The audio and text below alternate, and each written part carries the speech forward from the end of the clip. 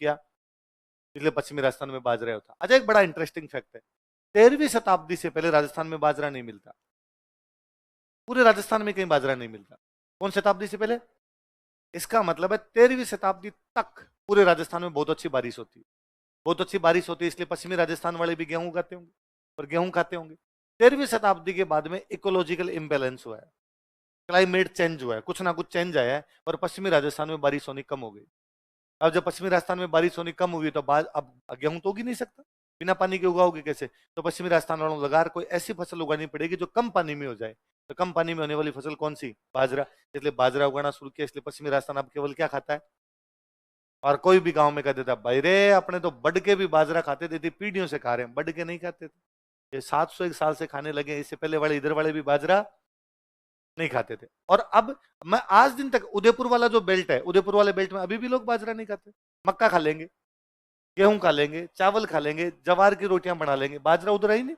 वो बाजरा सो क्या बनाते हैं कि कभी सर्दी के अंदर कभी यूं बाजरे की रोटी बना ली, जैसे जयपुर के अंदर नहीं यहाँ पे कि सर्दी में कभी कभी यूं बाजरे की रोटी बनाते हैं, तो लोग यूं बड़े चाव के साथ खाते हैं, अरे बाजरे की रोटी है, बाजरे की रोटी है। और मजा आता है बाजरे की रोटी में, क्या मजा आता है, सजा है मेरे को बाजरे की रोटी।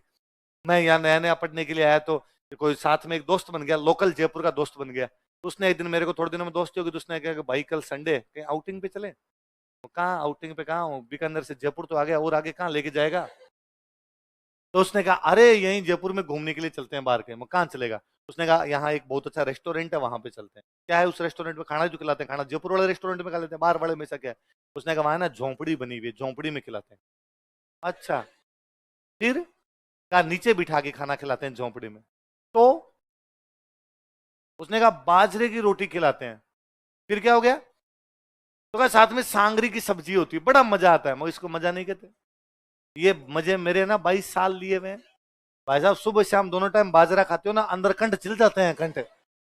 रात को ही बाजरान, सुबह ही बाजरान। और गांव में तो हमारे वैसे और था कि सुबह बाजरे की रोटी बनाई, 3 बजे चाय पीने बैठती, मम्मी कहती ला ला ला एक बोतल सूखी हुई रोटी भाई साहब, दांतों से टूटती भी।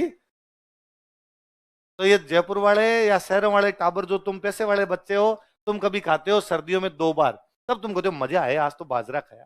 हमें इसमें कोई मजा।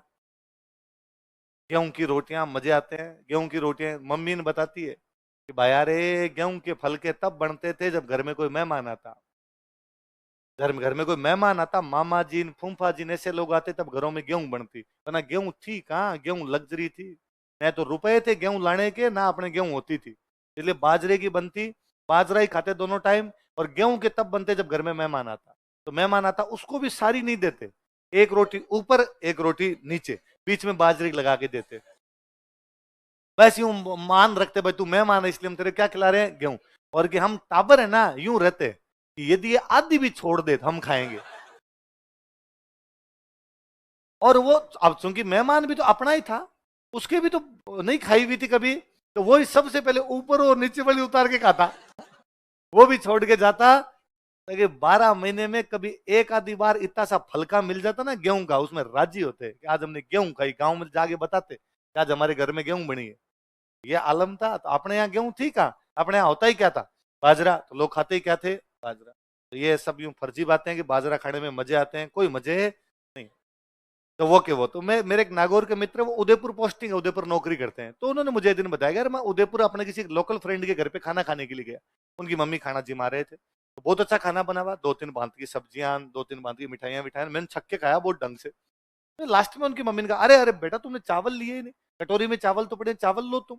तो मैंने कहा अरे आंटी अब आप फुल हो गया, फुल हो गया, अब चावल नहीं। तो उनकी मम्मी ने मजाक में, अरे बेटा खा लो, वैसे तुम्हारे नागौर में चावल होली दिवाली बनते हैं।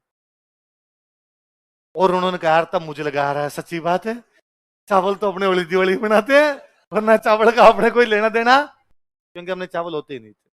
उदयपुर साइड में लोग डेली चावल खा लेते हैं, या वो रेगुलर चावल खा लेते हैं, चावल बना लेते हैं, क्योंकि पानी वाला प्रदेश था इसलिए चावल होता था। अपने, मैं कहता हूं अपने यदि इधर पश्चिमी राजस्थान के अंदर कोई डेली चावल खाए तो घर पे कह देते हैं बिहारी है ये, क्योंकि अपने चावल कौन खाते हैं? अपने लगता है यूपी बिहार वाले खाते हैं। पर वो नदियों के किनारे, नदियों के किनारे अनाज ही क्या होगा? चावल। तो हमेशा फूड हैबिट आपकी क्लाइमेट के अनुसार होती है, जैसे आपकी क्लाइमेट है वैसे आपकी क्या हो जाती है? फूड हैबिट हो जाती है। वैसे वैसे उदयपुर में, उधर बाजरा क्यों होगा? उधर क्या होता था? गेहूं, और क्या होता था? चावल, और क्या होता था? मकान जो मिले